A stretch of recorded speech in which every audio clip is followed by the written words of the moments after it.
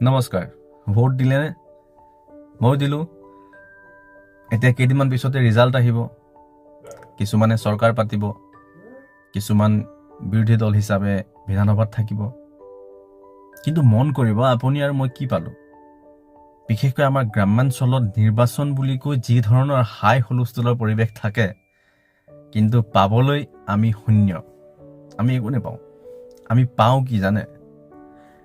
নিৰ্বাচনৰ নামত ককায়েকে ভায়েকক দেখিব নোৱাৰা হৈ যায়, ভায়েকে ককায়েকক দেখিব নোৱাৰা হৈ যায়। কাৰোবাৰ লগত মোৰ বন্ধুত্বৰ ভাৱ আছিল, সেয়া নাইকিয়া হৈ যায়।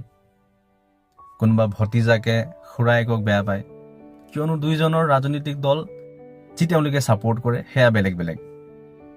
এতিয়া হয়তো 1 মাহৰ নিৰ্বাচনৰ যি হাই হুলস্থুল, তাৰ মাজতে আমি বহু বছৰীয়া এটা সম্বন্ধ, আমাৰ পাৰিবাৰিক সম্বন্ধ, হয়তো সেই সম্বন্ধও বেয়া কৰি পেলাইছোঁ।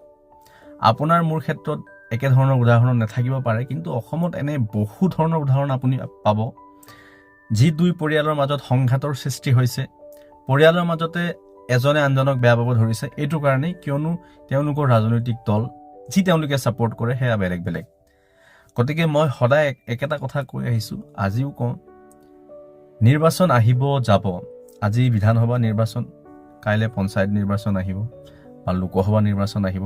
কিন্তু নিৰ্বাচনত চবৰ দল বেলেগ হ'ব পাৰে, ভিন্ন হ'ব পাৰে, চবৰ মতাদৰ্শ ভিন্ন হ'ব পাৰে। আজি আপুনি যি আদৰ্শ লৈ ৰাজনীতি কৰিবলৈ ওলাইছে, কাইলৈ মোৰ আদৰ্শ বেলেগ হ'ব পাৰে। কিন্তু ৰাজনৈতিক আদৰ্শক লৈ সমাজত বিভেদ সৃষ্টি হ'ব নালাগে। কিয়নো আজি এজন নেতা যদি এটা ৰাজনৈতিক দলত আছে, কাইলৈ তেওঁৰ স্বাৰ্থ সিদ্ধিৰ বাবে তেওঁ ইটো দললৈ যাব পাৰে। কিন্তু আপুনি আৰু মই একেখন গাঁৱত, একেখন সমাজত থকা ব্যক্তিসকলে সদায় ভাতৃত্ববোধৰ বান্ধোনেৰে নিজক বান্ধি একেলগত একেখন গাঁৱত, একেখন সমাজত থাকিব লাগিব। ৰাজনৈতিক আদৰ্শক নিজৰ সামাজিক আৰু ব্যক্তিগত আদৰ্শতকৈ ওপৰত থ'ব নালাগে।